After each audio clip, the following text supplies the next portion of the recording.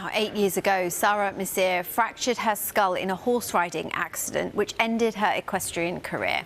Now, at the age of 24, she's breaking barriers as the first Caribbean woman to win Formula Woman. That's a competition for those with little experience of racing to show their skills and go professional. Sky Sports News went to Silverstone to hear the story of Sara Misir.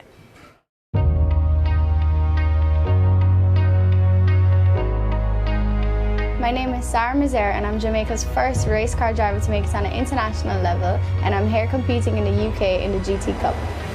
What happened was I was about 16 years old and I was training for the Pan American Games, and we were warming up one morning, my horse and I was training up one of my green horses, and we were just doing our normal jumping routine, getting ready for a competition, and he tripped over a jump, and unfortunately I was half off, so I jumped off and spooked him, and he spun around and kicked up, and unfortunately I got kicked in the face by my horse. And it wasn't the easiest things. It was about a 6-month recovery, and my parents looked at me and said, let's just take a small break and just relax from this for a second. So my dad, with a long history in motorsports, he kind of introduced me to go-karting. He was like, just try this in the meantime. It's competitive, high adrenaline, you'll love it.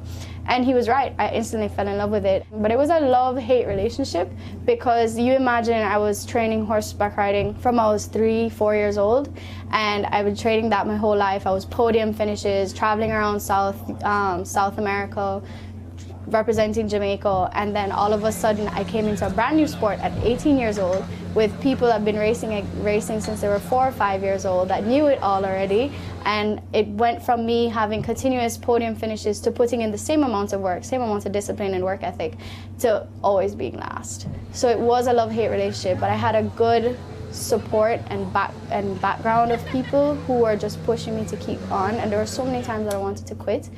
But, you know, with that village around me, it really allowed me to get to where I am today. It's more of just the mental aspect of racing that I love.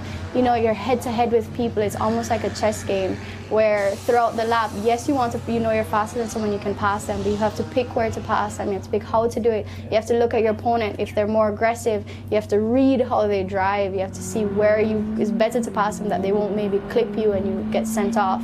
It doesn't matter if you're a girl or if you're a male, because I understand that between male and women you have the genetic advantages as a male. However, in a race car, it's a mind game. It's more of who has more experience, or who can read the track better, or who can actually perform at peak performance and have that mindfulness and relaxation and focus, because you're going at 200 odd kilometers an hour, and you know, small mistakes at those high speeds, it's a big mistake. Even if you just blink for a minute and you look somewhere and get distracted, you might miss the corner and go off. So it's like it's high intensity, but it's something where I love, because it's just so engaging in every aspect of an athlete, where you have your mind, you have your body, because people are like, oh no, you just sit in a car, you just drive in a car. I'm like, so much more. I mean, I've gone a race day where I've lost almost 6 pounds in one race day, and I went to my nutritionist. She told me I burn about 9,000 calories a day just sitting down doing nothing without even going to the gym. I've had so many people that I've seen inspire women, but honestly right now I would have to say Lewis Hamilton is doing such an amazing job of that, and I've always found him such a great person to follow behind and kind of mimic his steps when I don't know what to do, because I've always admired him for his modesty, respect for others, and gratitude, and always knowing where he's never lost where he's come from. And I've wanted to kind of mimic his influence in society of where he's trying to bring more diversity into the sport and kind of open up the pool for it, and not make it so close-knit, not make it look so unattainable.